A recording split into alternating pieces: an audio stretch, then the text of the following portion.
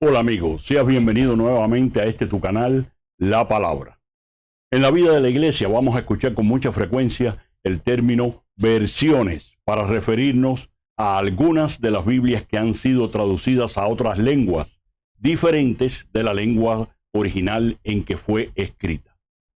Como sabemos, la Biblia fue originalmente escrita en hebreo y arameo, porque estas eran las lenguas que hablaban los hebreos en la Tierra Santa cuando Dios se les reveló. Más tarde se hizo la primera traducción al griego para los judíos que vivían en la diáspora, porque entonces una buena parte del mundo conocido y civilizado hablaba griego. Así que se tienen hoy por lenguas originales de la Biblia al hebreo, el arameo y el griego. Evidentemente, el primer texto sagrado de Israel fue escrito en hebreo, porque era la lengua que hablaba este pueblo, y algunos pasajes de la Biblia también fueron escritos en arameo. Desafortunadamente, los textos originales autógrafos de estos libros se perdieron hace ya muchísimos siglos, y durante muchos otros siglos, hasta el día de hoy, se han utilizado copias de estos textos con una variedad increíble. Como antes dije, la primera traducción se hizo al griego, que era la lengua que se hablaba comúnmente en todo el territorio que anteriormente había conquistado Alejandro Magno. Esta versión del texto hebreo se conoce como Biblia de los 70 o Septuaginta o Biblia Alejandrina, que se utilizaba en las sinagogas de toda la diáspora judía. Otra versión también muy antigua es la llamada Vetus Latina o latín antiguo, que estuvo en uso en Occidente desde el siglo II hasta el siglo V de la era cristiana. Fue traducida desde los originales griegos de la Septuaginta, pero parece no haber sido una buena traducción, por lo que a finales del siglo IV, concretamente en el año 382 después de Cristo, San Jerónimo emprendió la tarea de hacer una nueva traducción al latín ordenada por el Papa San Dámaso para corregir los errores de la Vetus Latina. Esta versión se conocerá como la Vulgata Latina porque fue escrita en la lengua del vulgo, es decir, en la lengua del pueblo. Sobre estos tres primeros textos que te he mencionado, la Biblia hebrea, la Biblia de los 70 y la Biblia Vulgata Latina, te hablaré en otros videos. Estos textos han sido tan importantes en los inicios del judaísmo y el cristianismo que definitivamente merecen un tratamiento especial. Toda vez que las tres versiones siguen siendo usadas para la lectura espiritual y las celebraciones litúrgicas en muchas partes. Además, porque son una inestimable fuente de estudios que nos acerca al nacimiento de las primeras comunidades creyentes en ambas religiones. Por lo que a nosotros toca, la impronta misionera que había tenido la iglesia primitiva hizo que los evangelizadores cristianos necesitasen muy pronto otras versiones en las lenguas habladas por aquellos pueblos a los que llegaron con la misión de realizar el mandato misionero del Señor. Algunas versiones de la Biblia, como son la copta y la eslava, todavía son usados en algunas iglesias católicas, ortodoxas y evangélicas por todo el mundo. Pero hay otras menos conocidas en Occidente que, sin embargo, tuvieron un impacto tal que se constituyen en los primeros documentos escritos de algunas naciones. Esto hace que tengan un gran valor tanto literario como religioso para algunos pueblos.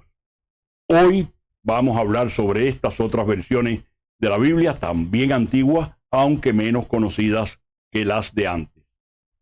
¿Dónde se hicieron? ¿Quiénes las hicieron? ¿Y qué propósito tenían? Porque sin duda han jugado un papel muy importante en la evangelización de pueblos y culturas.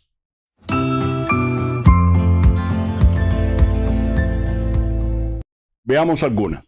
En Etiopía se encuentran los que se consideran los evangelios ilustrados más antiguos del mundo. Estos fueron escritos en una lengua etíope llamada Ge'ez y llevan el nombre de Evangelios de Garima, por el monje que los ilustró, que llegó a Etiopía en el año 494 desde Constantinopla.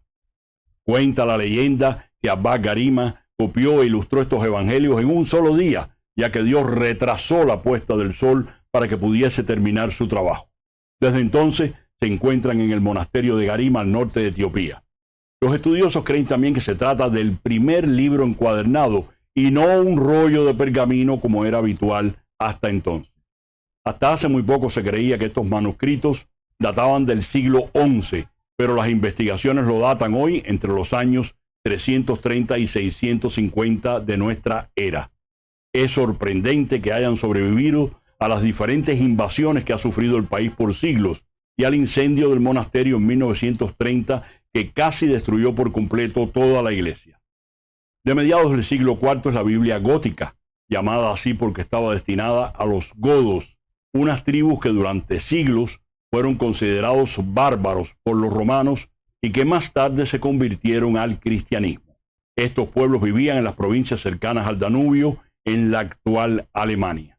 Se cuenta que la traducción a esta lengua la realizó el obispo Ulfilas, quien evangelizó estas tierras, para lo cual creó un alfabeto, porque la lengua goda que todavía no tenía expresión escrita. De ahí la importancia que tiene este texto, que siendo el primer documento escrito de estos pueblos, tiene un valor cultural inestimable. Se conservan apenas solo 6 manuscritos en lengua gótica. De ellos el más completo es el Codex Argentus, que data del siglo V. Otra versión importante es la Biblia copta. El copto era una lengua que hablaban los egipcios en el siglo IV a.C. Sin embargo, no se convirtió en lengua escrita hasta el año 600 después de Cristo y fue precisamente por las traducciones de la Biblia que se hicieron a esta lengua. Se escribía con caracteres griegos, a los que se añadían otros 7 signos tomados de la escritura demótica, que fue la sucesora de los jeroglíficos del antiguo tiempo de los faraones. El copto desarrolló 7 formas dialectales en distintas regiones de la geografía egipcia y se conservan partes de la Biblia en 6 de estos dialectos. Pero el más común en las primeras versiones de la Biblia copta es el saídico, de ahí su importancia de cara a los estudios bíblicos. El copto saídico está escrito casi todos los manuscritos de la biblioteca gnóstica encontrada en Nag Hammadi en el año 1947 y sigue siendo hasta hoy el texto que usan las iglesias cristianas de Egipto, sean católicas, ortodoxas o evangélicas. Tenemos también la Biblia armenia, que fue traducción que emprendieron el patriarca Saúd, conocido como Isaac el Grande, y Mesropio, a comienzos del siglo V de nuestra era. A ellos se atribuye la invención de la escritura armenia, usada en la liturgia de las iglesias que hablan esta lengua. Uno de los propósitos de esta traducción fue abandonar la lengua siriaca, en la que tenían el Antiguo Testamento. Muy probablemente el texto con que celebraban hasta ese momento sería el de la Biblia pechita, que está escrita en una variante del arameo conocido como siriaco. De esta Biblia también te contaré en otro video, porque es una versión muy importante e interesante.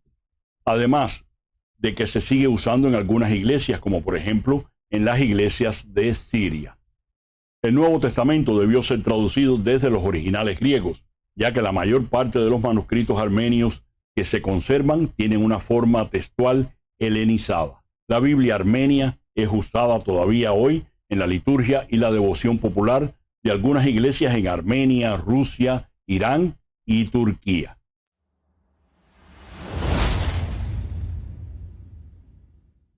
Otra versión importante es la Biblia eslava, emprendida por los santos Cirilio y Metodio en el siglo XI después de Cristo. Para ello inventaron un nuevo alfabeto, el glagolítico, y no el cirílico, como se ha pensado tradicionalmente. Este glagolítico se inspiró en las letras minúsculas del alfabeto griego. Se dice que la traducción completa de la Biblia estuvo terminada en 6 meses. El llamado alfabeto cirílico fue inventado un siglo más tarde por un misionero bizantino, posiblemente San Clemente de Orrí.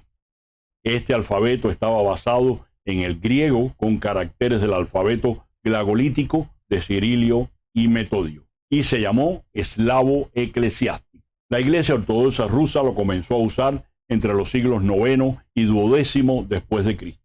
se conserva un manuscrito del año 1499 atribuido al obispo de Negorod llamado Genadio, que pasó a ser el texto de uso litúrgico durante muchísimos siglos. De 1751 es una edición llamada de San Petersburgo, que es el que aparece corrientemente en la Biblia eslava. Esta traducción de la Biblia sigue siendo hasta hoy el texto litúrgico por excelencia de los cristianos de las iglesias ortodoxa rusa, búlgara, serbia, bielorrusa, ucraniana, rumana y parte de la antigua Yugoslavia, hoy llamada Macedonia, Kosovo, Serbia y Montenegro. Interesante, ¿verdad? Ciertamente ningún otro libro en la historia ha tenido tal impacto en la humanidad como para que desde muy temprano comenzara a traducirse a casi cualquier lengua del planeta y a distribuirse para dar a conocer la palabra de Dios. Si te gustó este video y deseas seguir viendo contenido similar, te invito a que te suscribas a este canal y actives la campanita para que YouTube te avise de la próxima publicación. Y comparte con tus amigos y familiares. Realmente me hace mucha ilusión estar contigo cada semana. Te deseo abundantes bendiciones y hasta la próxima.